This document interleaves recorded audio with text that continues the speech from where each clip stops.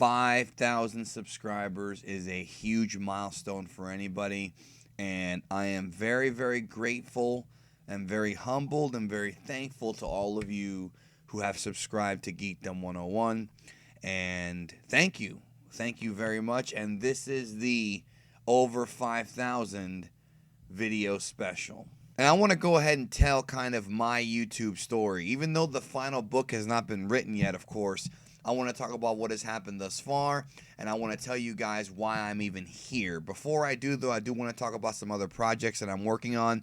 First of all, as far as this channel goes, I've got a brand new series coming out either early next week or late this week, probably early next week, but I might actually drop it this week as well. And big credit to BLACKENFIST for coming up with the name of the series. And I think it's going to be quite useful for the community as well as for my channel, as well as for a lot of the new subscribers. So if you're listening to this and you are a new subscriber, first of all, welcome and thank you. And I do have some very interesting stuff coming up. I have a lot of ideas, and I mean a lot of ideas. I've said it before. One of these ideas is going to be implemented very, very soon. I'm actually writing it out now. Very excited. Very, very exciting Dragon Ball content. Also, I'm going to be eventually changing. I'm going to be dropping the Marvel from the promotional material of Geekdom101. It's not going to be Dragon Ball, Star Wars, and Marvel. I still like Marvel. I'm still going to do Marvel stuff, but I just can't keep up with it because there's just so much information coming out with Marvel. So I'm going to switch it over to it being Dragon Ball, Star Wars, and movies, and just overall cover everything because I do want to talk a little bit about some of the non-Marvel stuff. So the Marvel stuff will be downplayed. I just don't have time. There's way too much. And you guys know there's so much new stuff coming out. There is, we get Dragon Ball news every week. We get Star Wars news every week. There's Marvel. There's Suicide Squad and DC stuff. And I'm into all that stuff. So it's very hard for me to just do that. So I'll diversify myself more, by saying it's going to be Dragon Ball, Star Wars, and movies, but also it's easier for me as well, and it's just better, you know what I mean? But of course, Dragon Ball will still be the primary topic. I mean, I plan on dropping a Dragon Ball video almost every day. I can't promise daily, but I can promise almost daily, sometimes multiple times a day, depending on the news and what's going on and things like that. Also, if you haven't checked it out yet, check out my website, superfriendsuniverse.com. A lot of fun content on there as well from me and my partners, I guess, outside of YouTube, which is actually part of my YouTube story, which I'm going to get into here in a moment. Check out the website, and really, Dragon Ball has had such a huge effect on my life.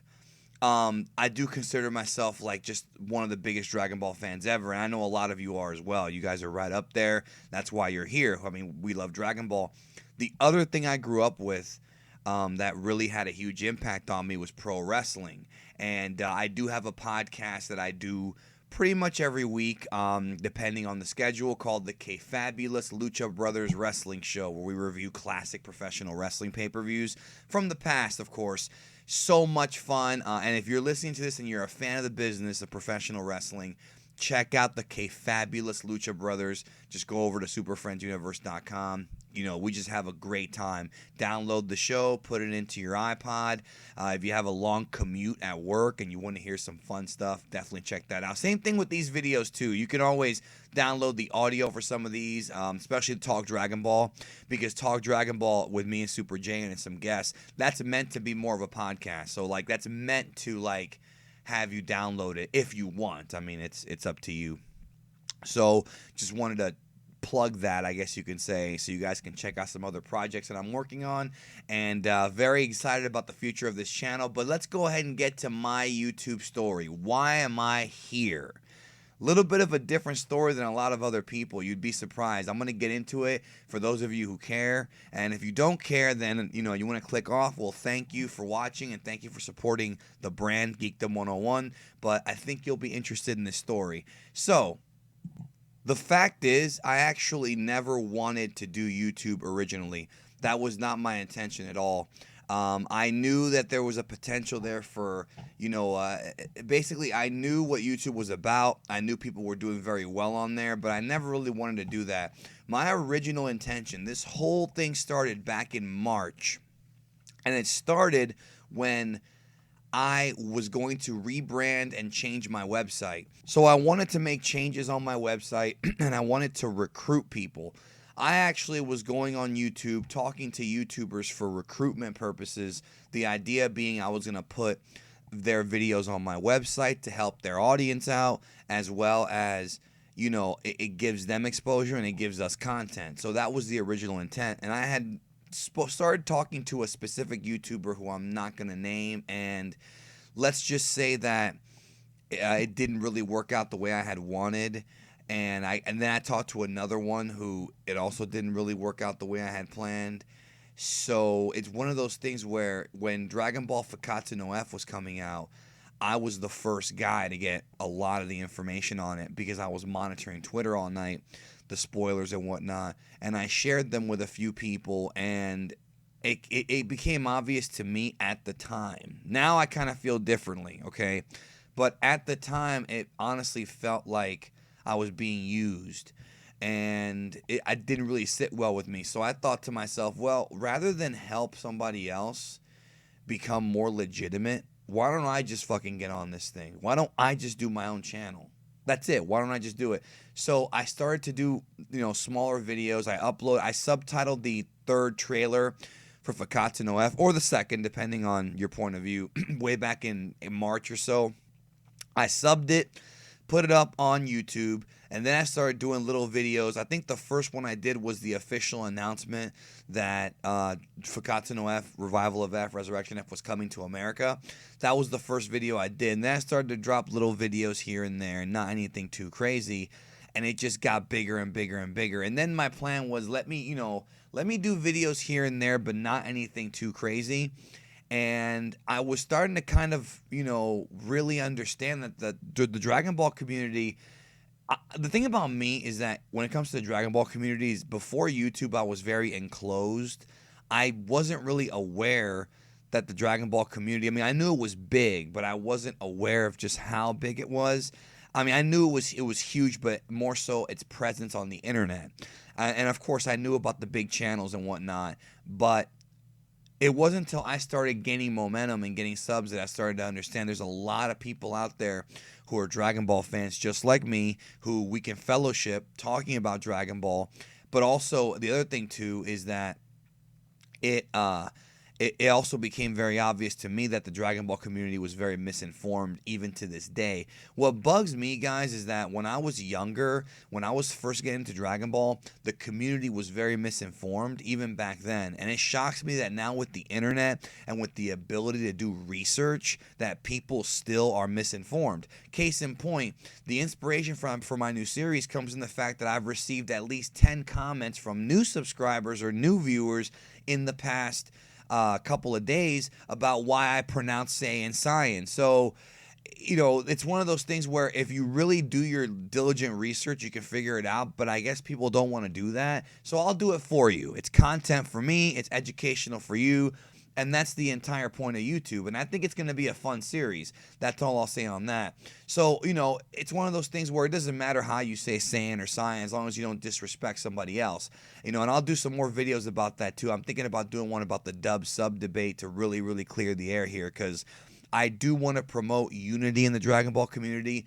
I want us all to be united. I want us all to be, as fans together. I don't want flame wars anymore. It's going to happen because it's the fucking internet, and the internet's filled with a bunch of pussies who will say whatever they want because they don't have the balls to say it to your face. So we're always going to have trolls and people like that. But my thing is I want to at least promote unity amongst people with differing opinions. You can have a different opinion. If you think Broly's the best character, that's fine. More respect to you. That's cool. If you think that Metal Cooler is your favorite movie, hey, no problem there. So I'm down for kind of creating unity, and I think that if I do videos like this that are meant to educate and to help those who are confused, then I think it's a good idea. So anyways, back to the story. So I started doing these little videos, Dragon Ball in depth, and I got hit up by this guy, Super Jayain, but that wasn't his name back then. I don't remember what his YouTube name was, like JCM something. He's talking about, hey man, I think you're very knowledgeable, blah blah blah, we should talk. So I hit this guy. He was the first guy to hit me up, like, as far as actually communicating with me. So I hit him up. We talked or whatever. He knew his shit. He read the manga. Everything was cool. So we did the Talk Dragon Ball. So little by little, you can see the snowball effect. You can see new things coming in. You can see kind of how the channel started to grow from there. And I started doing my little videos. I was able to successfully hit 1,000 subs in a month, which was crazy, mostly based on the fact that I had the Revival of F stuff early before anybody else did. And it's funny because I don't know if you guys know this, but I actually had the scoop on Dragon Ball Super a week before it was officially announced after reading a tweet from somebody who I'm not going to name in Japan.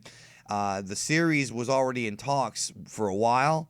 And a week before the official announcement, I remember reading something, and I texted a few of my friends, kept it to myself, and then boom, it happened. So maybe I should have released the information. I don't know.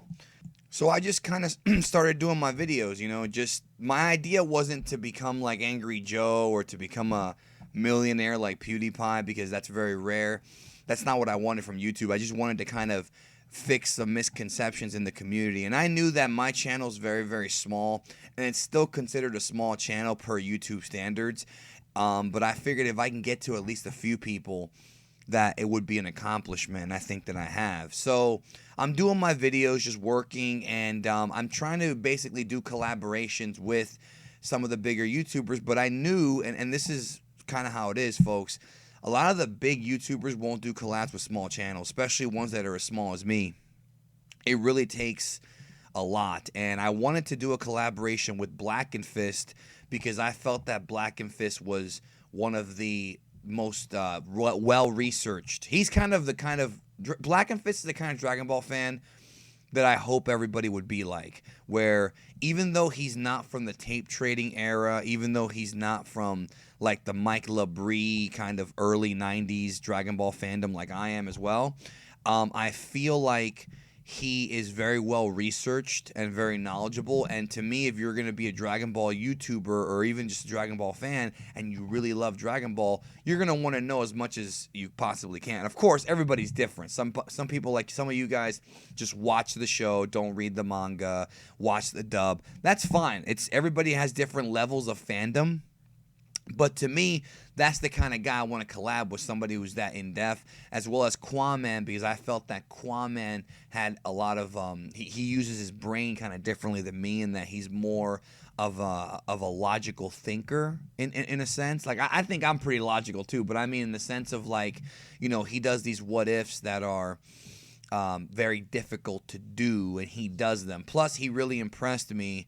And I know it doesn't mean shit because he has 150K subs or 120K subs or whatever, and I've got like 5. So in the scheme of YouTube, it means nothing. But to impress me on Dragon Ball knowledge is kind of a difficult thing to do. I don't want to sound like an egotist, but it's very hard. So when he did his little video on the time placement of the movies and the time travel of Dragon Ball, the Trunks timelines, that impressed me because, first of all, it required a lot of work, a lot of research, and it takes and I know you guys got to understand, these videos take a lot of time. They take hours to make these videos, sometimes more than one day. If you want to make a quality video that's going to stick out forever.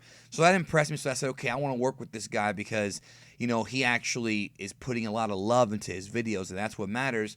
But I also wanted to work with Josh from Dragon Ball Nation, which I actually haven't even done a collab with yet as of this, but we do talk on the regular. And I hit him up first because I figured, okay, Josh is a lot smaller than these guys. These guys are going to ignore me, and they did, and to a degree. But I said, let me hit up Josh. So I kept hitting Josh up to do a collab. No response, so I kind of just gave up. I was like, whatever, no big deal. There's 2 ways up the mountain. You either take the ski slope or you walk, or is that how it goes? What's that little escalator thing you take up a mountain, the ski slope? I don't know. You take the escalator, you take the elevator or the stairs, and I said, fuck it, I'll take the stairs. So one night I'm sitting there on Skype just chilling. I'm editing a video. I don't even know what was going on. And I get fucking called from, it says BLACKENFIST, and I'm like, what the fuck? Like, I'm just like, and then the first thing, I'll never forget this, I answered the call, and I go, the first thing I said was, well, this is a surprise. That was the first thing I said, not expecting anything, and Josh was there. I guess he had invited me in. Then they all figured out that I was Geekdom, and apparently a few of my subs A few of you guys had actually hit them up to do collabs with me. A few of you guys in the Geek Army actually contacted them and told them about me. And I guess Rhymestyle was the same thing. Now, I don't know exactly who did it except for one person, and that's Saiyan Baller. So shout outs to Saiyan Baller for spreading the word about the channel, because they knew who I was. But it's interesting because obviously other people did too. And if you're one of the ones that spread the word about the channel, leave a comment below and let me know. Let me know if it was you. Let me know, who it was you contacted. And be honest, if it wasn't you, don't say it. If it was, just because I want to kind of know. I'm curious about who spread the word about the channel, and I am very appreciative. So whatever, we got to talk. And the thing about these guys, you guys have to understand, is that they are genuinely good people. They really are. And there's a few YouTubers, a few people in life who are just pieces of shit. And these guys are not pieces of shit. They are very humble, and they're fun to talk to. Talking about BLACKENFIST, Qaaman, and Josh. So once I did the video with Qaaman, that gave me a huge boost in subs, and then of course that would eventually lead to me doing a collaboration with Rhymestyle, which really, that gave me a huge Zenkai boost. I got like 700 subs in a day. So some of you guys that are watching this right now came over from Rhymestyle's channel, I'm pretty sure. And it's funny because the whole Rhymestyle thing was like literally like 8 hours of like craziness. That was one of the craziest days ever. And the whole thing with that was that whole blue versus red thing, when the quote-unquote Toriyama interview that Foreverworld put out, that, he did literally no research at all on. And here's the thing, guys. If you're subbed to any of these channels that don't know what the fuck they're talking about, you're wasting your freaking subspace, all right? 'Cause it's bullshit, bro. And I'm not dissing, because I actually thought that guy was pretty cool. But I feel like if you have a certain number of subs, if you have over 10,000, you have a voice in this community. This guy has 300K. And if you have a voice in this community and you don't take the time to at least do your due diligence and do some kind of research, you're not helping the community, bro. I don't give a fuck how much money you make on YouTube. Everything ends. Everything that has a beginning has an end. And once you get exposed, it's going to be the end. And I'm not trying to say that the guy's going to get exposed. And I'm not saying that. I'm just saying that I feel that, in my opinion, that integrity and credibility are the most important thing, even if you don't have that many subs. That's my opinion. This guy should have done his homework. He didn't do it. And then the problem was that when he was corrected, he didn't even do a fucking video correcting himself. He just started arguing with people in the fucking comment section. Like, fuck this guy, yo. Dino made a very similar mistake. He put a video up and he had misread what happened. What's funny about the whole thing with the red versus blue argument, and for those who don't know what I'm talking about, I'm going to elaborate real quick. There was an article that Kotaku put out, by the way, never trust Kotaku, saying that Toriyama said that red is a stronger color than blue, which he did say a year and a half ago, before Revival of F was even thought of. And somehow people thought that this meant that red SSJ God was stronger than the blue-haired form, which it was not. Even though there's theories that it could be, it was never stated by Toriyama that red was stronger, but Foreverworld took that, and then Unreal Ent took it, and all these other guys took it and didn't actually look into the interview and figure out, hey, he said that during the full-color manga Freeza Volume 4 that came out April of 2014. If you had known, that would have fixed a lot of problems. They didn't know.